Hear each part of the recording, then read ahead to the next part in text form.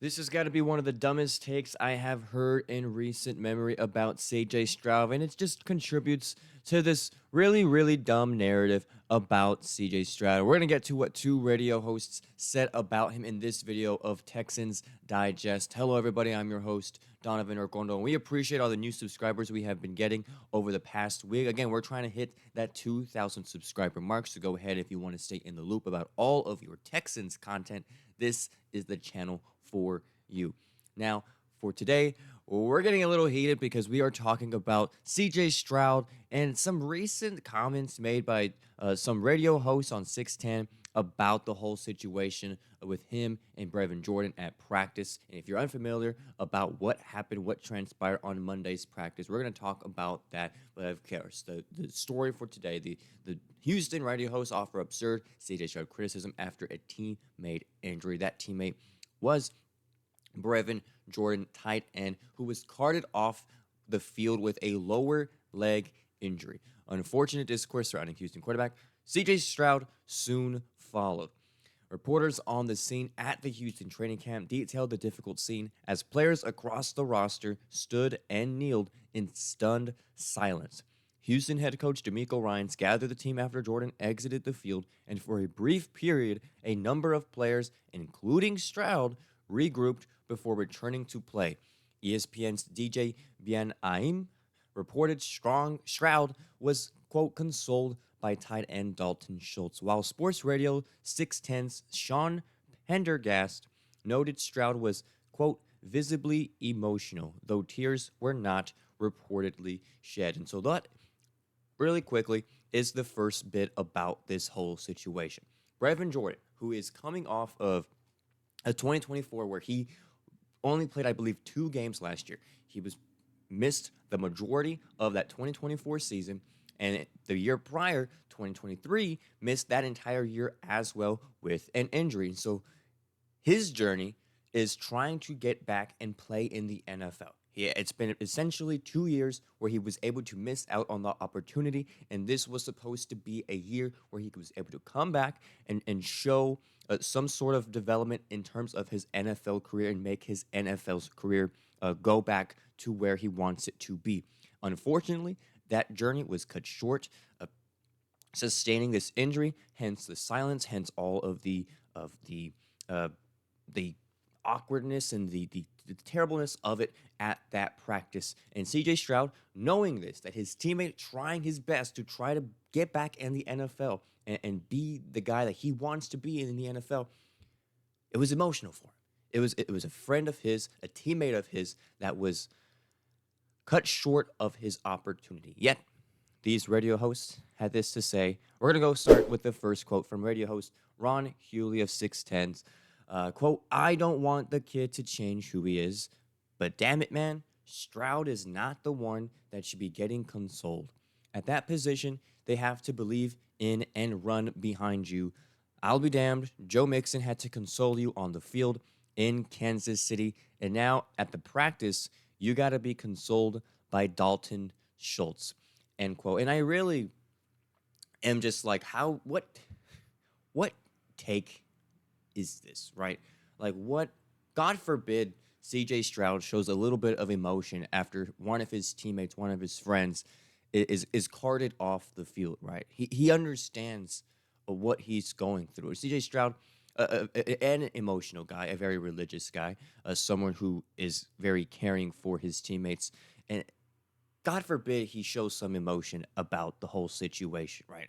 That is someone trying his best to make his way in the NFL, find himself in the NFL, but yet time and time again, that is cut short by unfortunate circumstances. And so I don't see the opinion of, oh, let's make fun of him because I don't think you should be consoled in that situation. Does Brevin Jordan have it worse? Absolutely, right. Brevin Jordan's the one that's not going to be playing this year as he was put on the injured reserve list for the year ending his season. But at the same time, that's not an excuse to say, oh, CJ Stroud, you have no reason to be sad. You have no reason to be consoled because you're not the one that's hurt. But that is, to me, is just a very flawed way of thinking. I mean, CJ Stroud, in my opinion, I feel like that is a quarterback you would want to play for, a quarterback that cares about his teammates, a quarterback that understands what each of his players are going through. That is what makes him such a valuable and essential quarterback for this team. These players are rallying behind him. Just because he shows emotion doesn't necessarily mean, oh, these players are going to think he's soft, or these players are going to think that he is not fit to be quarterback. To me, that's just a flawed argument that makes no sense whatsoever. Yet the other radio host on that show seemed to think so. He's saying, quote, this is Clint Clint Storner, radio host, saying, quote, you're so shook you're needing to be consoled. To me, that's a tough pill to swallow. You will never convince me, Ron, that this locker room doesn't almost laugh at that part of CJ Stroud, end quote. Which, again, what even take is this? Like, it's to me, it's just ridiculous. It's insane. It doesn't make any sense. CJ Stroud is one of the best quarterbacks in the NFL. He is who he is. There's this narrative going around, sort of him being too emotional and being too much of a, I guess, the moment that a lot of people like to reference is when Tank Dell got hurt, right? He was there on the floor motionless, right? We didn't know what extent of his injury that was going to be. CJ Stroud was visibly emotional at that game, right? That is one of his best friends. That's his guy. That's his boy. And the fact that he was hurt, he was on the ground for a while, was big. It was big. He did not know what was the severity of that injury. It was one of his teammates. On the flip side of that, of being a quarterback that can't handle that kind of pressure or cannot, in that drive or in that game, two possessions later, they went ahead. He led down a drive, 14-play drive, led to a field goal in that game. So he can do his job, right? Like, it's not something that affects who he is as a quarterback. He can be an emotional guy, okay? I don't understand this kind of narrative of, oh, you can't really do that. I understand, right? It's not like Stroud's going out there and if he was emotional every single play, like crying or what have you every single play because his teammate got tackled and it hurt him a little bit, that's when you'd have a problem. But it's in these scenarios where guys are suffering season-ending injuries that are emotional. They are moments that are bad and that are sad. And my goodness, so what, right? So what that he shows a little bit of sadness for his teammates who he cares for. Once again, if you ask me, that's a quarterback that you would want to play for. A quarterback who gets to know his teammates and gets to understand them and what their journeys are.